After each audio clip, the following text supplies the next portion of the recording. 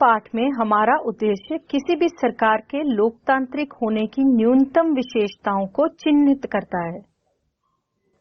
यह अध्याय पढ़ लेने के बाद हम लोकतांत्रिक और गैर लोकतांत्रिक शासन में अंतर कर सकते हैं। आपकी पुस्तक में एक मेधावी छात्रा मेरी की आपत्ति पर गौर किया गया है। वह लोकतंत्र को परिभाषित करने के इस तरीके को पसंद नहीं करती और कुछ बुनियादी सवाल पूछना चाहती है। उसकी अध्यापिका लिटिल मिटिल्डा लिंगदो ने उसके सवाल का जवाब देना शुरू किया तो कक्षा की अन्य छात्राएं भी इस चर्चा में भाग लेने लगी। बच्चों, मैरी को यह तरीका ठीक नहीं लगा कि पहले उसने लोकतांत्रिक व्यवस्थाओं के बारे में पढ़ा और अब इस अध्याय में लोकतंत्र का मतलब जानने की कोशिश कर रही है। उसके कहने का मतलब ये है कि पहले वाले अध्याय को अब पढ़ना चाहिए था और इस अध्याय को पहले पढ़ना चाहिए था। पर लिंगदो मैडम बोलती हैं कि हमें परिभाषा की जरूरत तभी पड़ती है जब हमें किसी शब्द का उपयोग करने में परेशानी होती है। हमें बारिश की परिभाषा की जरूरत तभी होती है जब हमें बूंदाबांदी और बादल फटने जैसी स्थिति और सामान्य बरसात में फर्क करना हो। लोकतंत्र पर यही बात लागू होती है। हमें इसके लिए भी स्पष्ट परिभाषा की जरूरत है, क्योंकि लोग इस शब्द का प्रयोग अलग अलग अर्थों के लिए करते हैं। बहुत अलग अलग तरह की सरकारें भी खुद को लोकतांत्रिक ही कहती हैं। सरकारों की कुछ सामान्य विशेषताएं: लोकतांत्रिक सरकारें और गैर लोकतांत्रिक सरकारें। बच्चों, सभी लोकतांत्रिक व्यवस्थाओं की पहचान के लिए एक बहुत ही सरल पैमाना था: लोगों के पास अपनी सरकार को चुनने का अधिकार होना। इसलिए हम सरल परिभाषा से शुरुआत करते हैं। लोकतंत्र शासन का ऐसा रूप है जिसमें शासकों का चुनाव लोग करते हैं। चलो बच्चों, हम इस बात को ध्यान से समझते हैं। म्यांमार के सैनिक शासकों का चुनाव लोगों ने नहीं किया है। जिन लोगों का सेना पर नियंत्रण था वे देश के शासक बन गए। शासक के फैसलों में लोगों की कोई भागीदारी नहीं है। पिनोशे, जो कि चिली के संदर्भ में है, उनके जैसे तानाशाह का चुनाव लोग नहीं करते। यही बात राजशाहियों पर भी लागू होती है। सऊदी अरब के शाह लोगों द्वारा शासक नहीं चुने गए हैं, बल्कि राज परिवार में जन्म लेने के कारण उन्हें ये हक मिला है। बच्चों, इससे हमें ये समझ में आता है कि लोकतंत्र का मतलब लोगों का शासन है। पर बच्चों, इस परिभाषा का प्रयोग यदि हमने बिना सोचे समझे किया तो फिर उन सभी सरकारों को लोकतांत्रिक कहा जाना पड़ेगा जो चुनाव कराती हैं, और फिर हमें सही नतीजे पर नहीं पहुंच पाएंगे। इसलिए हमें असली लोकतंत्र और दिखावटी लोकतंत्र वाली सरकारों के बीच सावधानी पूर्वक फर्क करना होगा। यह काम हम तभी कर पाएंगे जब हम इस परिभाषा के एक एक शब्द को सावधानी से समझेंगे और लोकतांत्रिक सरकार की विशेषताओं को जानेंगे। चलिए, अब हम लोकतंत्र की विशेषताओं के बारे में पढ़ेंगे। हमने पढ़ा कि लोकतंत्र शासन का एक रूप है जिसमें जनता शासकों का चुनाव करती है। पर बच्चों, इससे अनेक सवाल उठ खड़े होते हैं, जैसे कि इस परिभाषा के अनुसार शासक कौन है? किस सरकार को लोकतांत्रिक कहे जाने के लिए उसके किन अधिकारियों का चुना होना आवश्यक है? लोकतंत्र में कौन कौन से फैसले हैं जो बिना चुने हुए अधिकारी भी ले सकते हैं? किस तरह के चुनाव को लोकतांत्रिक चुनाव कहते हैं? किस चुनाव को लोकतांत्रिक कहने के लिए किन शर्तों का पूरा किया जाना जरूरी है? कौन लोग शासकों का चुनाव कर सकते हैं या खुद शासक चुने जा सकते हैं? क्या इसमें प्रत्येक नागरिक का बराबरी की हैसियत से भाग लेना जरूरी है? क्या कोई लोकतांत्रिक व्यवस्था अपने कुछ नागरिकों को इस अधिकार से वंचित कर सकती है? सरकार के किस स्वरूप को लोकतांत्रिक कहेंगे? क्या चुने हुए शासक लोकतंत्र में अपनी मर्जी से सब कुछ कर सकते हैं, या लोकतांत्रिक सरकार के लिए कुछ लक्ष्मण रेखाओं में बंधकर काम करना जरूरी है? क्या लोकतांत्रिक शासन व्यवस्था को नागरिकों की कुछ अधिकारों का आदर करना चाहिए? हम कुछ उदाहरणों के साथ इन सब पर बारी बारी से विचार करेंगे। अब हम बात करेंगे ऐसी जगहों की जहां पर प्रमुख फैसले लेने का हक किसको था और निर्वाचित नेताओं के हाथ में कौन से फैसले थे। बच्चों, पाकिस्तान में जनरल परवेज मुशर्रफ ने अक्टूबर 1999 में सैनिक तख्तापलट की अगुवाई की। उन्होंने लोकतांत्रिक ढंग से चुनी हुई सरकार को उखाड़ फेंका और खुद को देश का मुख्य कार्यकारी घोषित किया। बच्चों, बाद में उन्होंने खुद को राष्ट्रपति घोषित किया और 2002 में एक जनमत संग्रह कराकर अपना कार्यकाल 5 साल के लिए बढ़वा लिया। पाकिस्तान मीडिया, मानवाधिकार संगठन और लोकतंत्र के लिए काम करने वालों ने आरोप लगाया कि जनमत संग्रह एक धोखाधड़ी है और इसमें बड़े पैमाने पर गड़बड़ी की गई है। अगस्त 2002 में उन्होंने लीगल फ्रेमवर्क ऑर्डर के जरिए पाकिस्तान के संविधान को बदल डाला।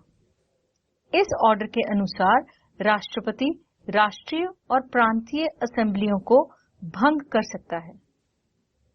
मंत्री परिषद के कामकाज पर एक राष्ट्रीय सुरक्षा परिषद की निगरानी रहती है, जिसके ज्यादातर सदस्य फौजी अधिकारी हैं। इस कानून के पास हो जाने के बाद राष्ट्रीय और प्रांतीय असेंबलियों के लिए चुनाव कराए गए। इस प्रकार पाकिस्तान में भी चुनाव हुए। चुने हुए प्रतिनिधियों को कुछ अधिकार भी मिले, लेकिन सर्वोच्च सत्ता सेना के अधिकारियों और जनरल परवेज मुशर्रफ के पास ही थी। बच्चों, पाकिस्तान के लोगों ने अपने शासकों का चुनाव किया है। क्या सच में किया है? हम ऐसा नहीं कह सकते। लोगों ने राष्ट्रीय और प्रांतीय असेंबलियों के लिए अपने प्रतिनिधियों का चुनाव किया है, लेकिन चुने हुए प्रतिनिधि वास्तविक शासक नहीं थे। अंतिम फैसला सेना के अधिकारियों और जनरल परवेज मुशर्रफ के हाथ में ही था, जो जनता द्वारा नहीं चुने गए थे। ऐसा तानाशाही और राजशाही वाली अनेक शासन व्यवस्थाओं में होता है। वहां औपचारिक रूप से चुनी हुई संसद और सरकार तो होती है, पर असली सत्ता उन लोगों के हाथ में होती है जिन्हें जनता नहीं चुनती। कुछ देशों में असली ताकत विदेशी शक्तियों के हाथ में रहती है, ना कि चुने हुए प्रतिनिधियों के हाथ में। इसे लोगों का शासन नहीं कहा जा सकता। बच्चों, इससे हम लोकतांत्रिक शासन व्यवस्था की पहली विशेषता पर पहुंचते हैं कि बच्चों, लोकतंत्र में अंतिम निर्णय लेने की शक्ति लोगों द्वारा चुने हुए प्रतिनिधियों के पास ही होनी चाहिए। अब हम बात करेंगे स्वतंत्र और निष्पक्ष चुनावी मुकाबलों की। बच्चों, चीन की संसद को क्वांगो रेमिन दाई व्याओ दाहुई, जिसे हिंदी में राष्ट्रीय जन संसद कहते हैं, कहा जाता है।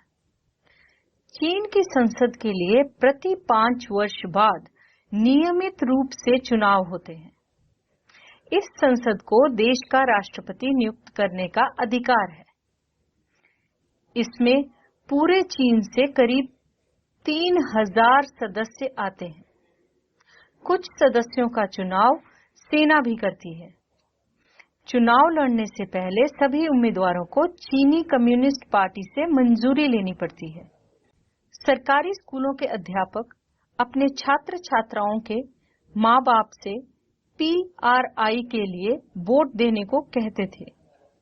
मीडिया भी जब तब विपक्षी दलों की आलोचना करने के अलावा उनकी गतिविधियों को नजरअंदाज ही करती थी। कई बार एकदम अंतिम क्षणों में मतदान केंद्रों को एक जगह से हटाकर दूसरी जगह कर दिया जाता था, जिससे अनेक लोग वोट नहीं डाल पाते थे। PRI अपने उम्मीदवारों के चुनाव अभियान पर काफी पैसे खर्च करती थी। चीन के चुनाव में लोगों के सामने कोई वास्तविक और गंभीर विकल्प होता ही नहीं था। लोगों को शासक दल या उसके द्वारा स्वीकृत उम्मीदवारों को ही वोट देना होता था। बच्चों, मैक्सिको के मामले में ऐसा लगता है कि कहने को विकल्प होते हुए भी असल में वहां की जनता के पास कोई दूसरा विकल्प नहीं था। किसी भी तरह वहां शासक दल को पराजित नहीं किया जा सकता था। लोगों के चाहने पर भी नहीं। वहां हुए चुनाव निष्पक्ष नहीं थे। इस प्रकार अब हम लोकतंत्र की अपनी समझ में एक अन्य विशेषता और गुण को जोड़ सकते हैं।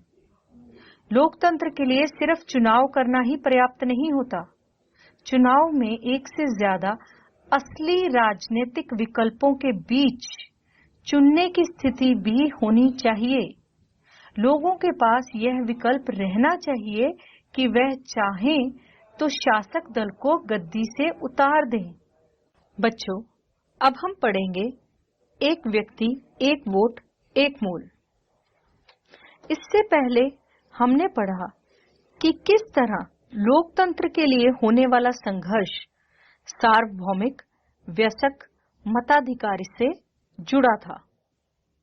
अब इस सिद्धांत को लगभग पूरी दुनिया में मान लिया गया है, पर किसी व्यक्ति को मतदान के समान अधिकार से वंचित करने के उदाहरण भी कम नहीं हैं।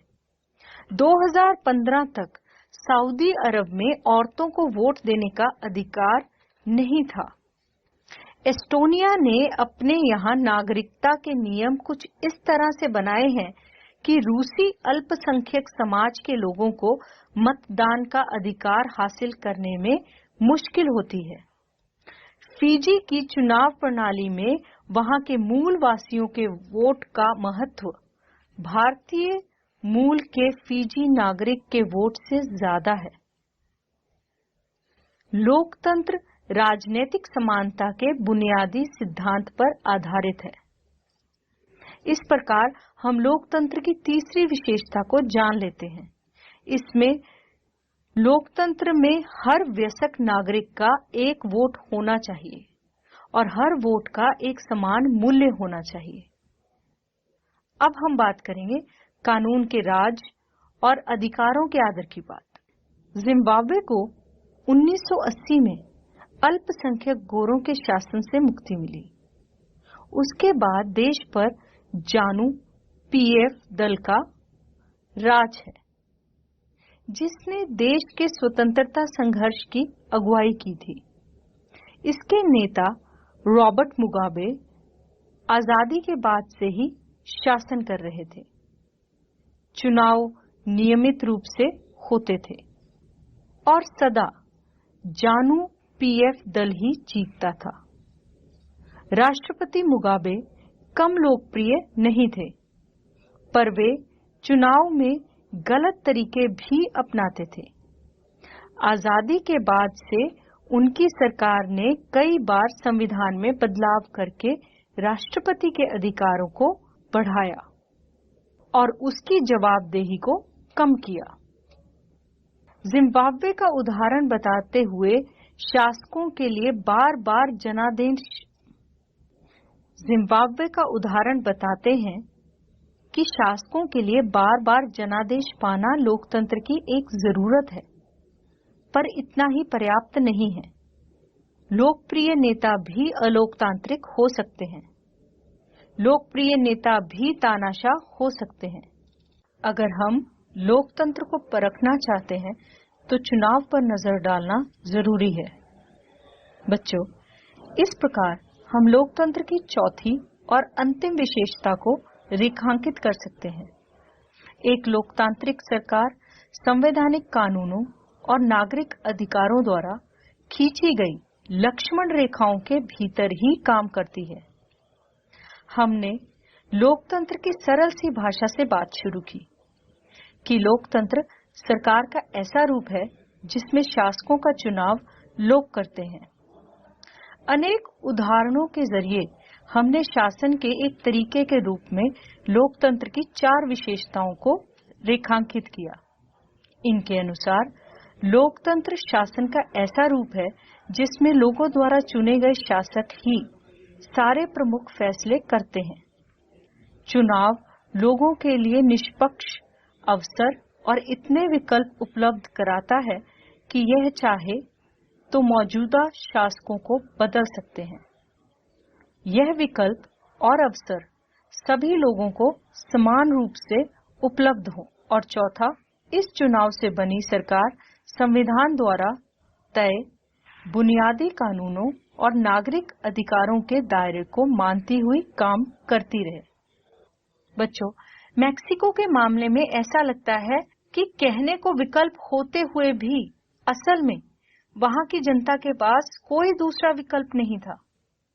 किसी भी तरह वहां शासक दल को पराजित नहीं किया जा सकता था, लोगों के चाहने पर भी नहीं। वहां हुए चुनाव निष्पक्ष नहीं थे। इस प्रकार अब हम लोकतंत्र की अपनी समझ में एक अन्य विशेषता और गुण को जोड़ सकते हैं। लोकतंत्र के लिए सिर्फ चुनाव करना ही पर्याप्त नहीं होता। चुनाव में एक से ज्यादा असली राजनीतिक विकल्पों के बीच चुनने की स्थिति भी होनी चाहिए। लोगों के पास यह विकल्प रहना चाहिए कि वह चाहें तो शासक दल को गद्दी से उतार दें। बच्चों, चीन में 1958 से लेकर 1961 के दौरान बड़ा अकाल विश्व इतिहास का अब तक ज्ञात सबसे भयावह अकाल था।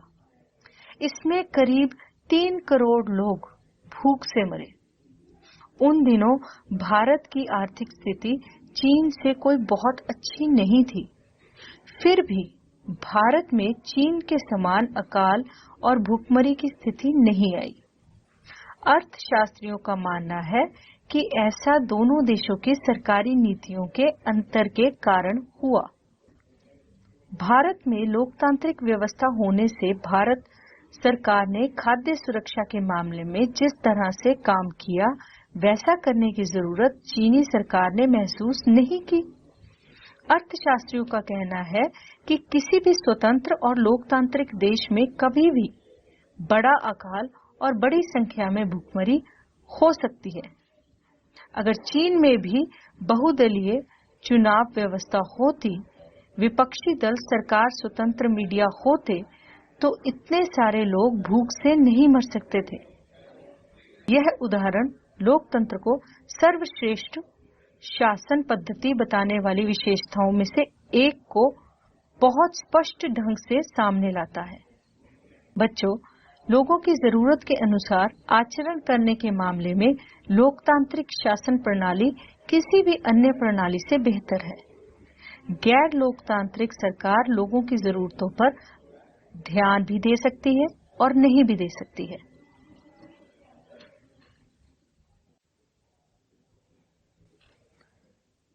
लोकतांत्रिक शासन पद्धति दूसरों से बेहतर है क्योंकि यह शासन का अधिक जवाबदेही वाला स्वरूप है। लोकतंत्र बेहतर निर्णय लेने की संभावना बढ़ाता है। लोकतंत्र मतभेदों और टकराव को संभालने का तरीका उपलब्ध कराता है। लोकतंत्र नागरिकों का सम्मान बढ़ाता है। लोकतांत्रिक व्यवस्था दूसरों से बेहतर है क्योंकि इसमें हमें अपनी गलती ठीक करने का अवसर भी मिलता है। बच्चों, इस अध्याय में हमने लोकतंत्र की सीमित और विवरणात्मक शैली में चर्चा की। हमने शासन के एक स्वरूप के तौर पर लोकतंत्र को समझा। लोकतंत्र की इस प्रकार की व्याख्या हमें उन न्यूनतम विशेषताओं या गुणों की पहचान कराती है जो लोकतंत्र की जरूरत है। हमारे समय में लोकतंत्र का सबसे आम रूप में प्रतिनिधित्व वाला लोकतंत्र, हम जिन देशों में लोकतंत्र होने की बात करते हैं वहां सभी लोग शासन नहीं चलाते। सभी लोगों की तरफ से बहुमत के फैसले लेने का अधिकार नहीं होता। यह बहुमत भी स्वयं शासन नहीं चलाता। बहुमत का शासन भी चुने हुए प्रतिनिधियों के माध्यम से होता है। यह जरूरी हो जाता है क्योंकि आधुनिक लोकतांत्रिक शासन व्यवस्था में इतने अधिक लोग हैं कि हर बात के लिए सबको साथ बैठाकर सामूहिक फैसला कर पाना संभव नहीं हो पाता। अगर यह संभव हो तब भी हर एक नागरिक के पास हर फैसले में भाग लेने का समय, इच्छा या योग्यता या फिर कौशल नहीं हो सकता।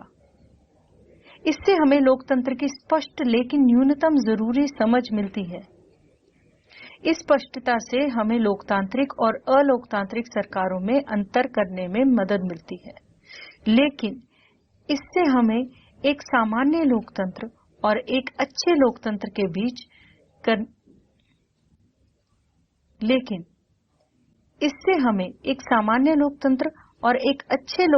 के बीच फर्क करने की क्षमता भी पता चल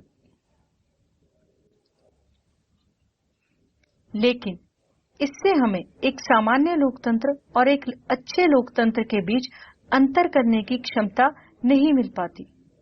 इससे हम लोकतंत्र को सरकार से परे जाकर नहीं समझ पाते। चलिए, मैं आशा करती हूँ आज का ये पाठ आपको अच्छा लगा होगा।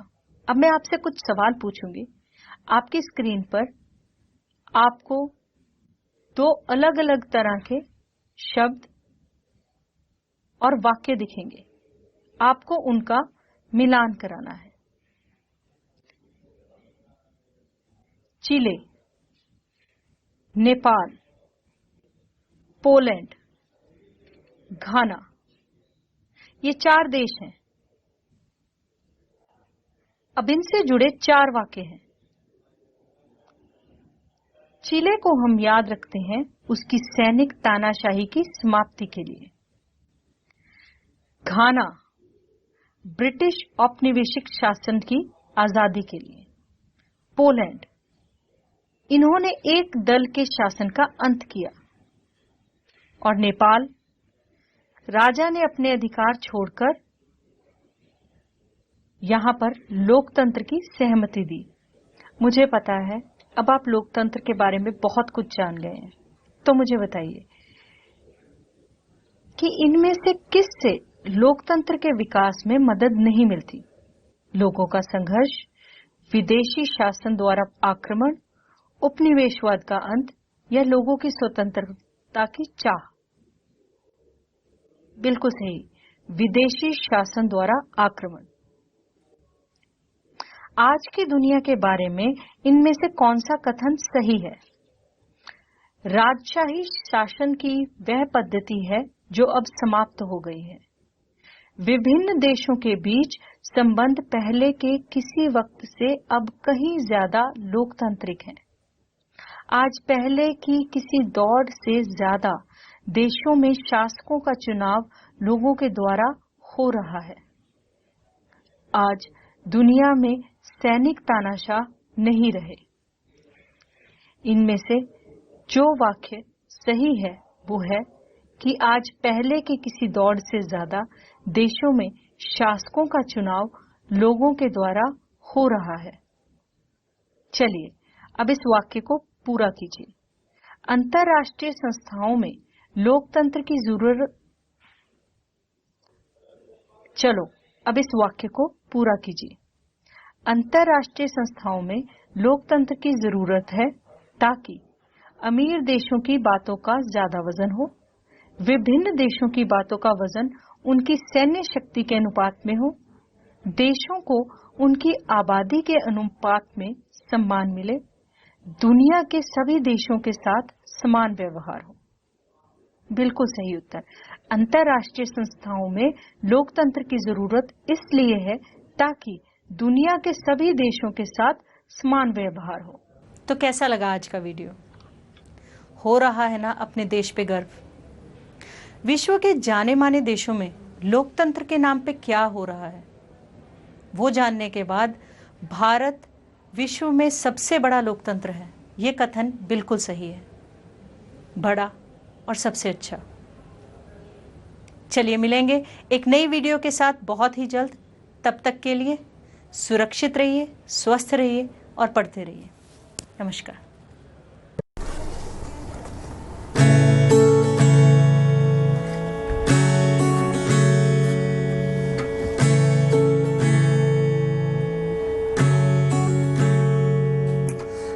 लोगों का है ये लोगों के लिए, शासन के लिए यहाँ लोग ही चुने, सबके अधिकारों को जो बचा के रखे, विविधता में भी एकता जो बना के रखे।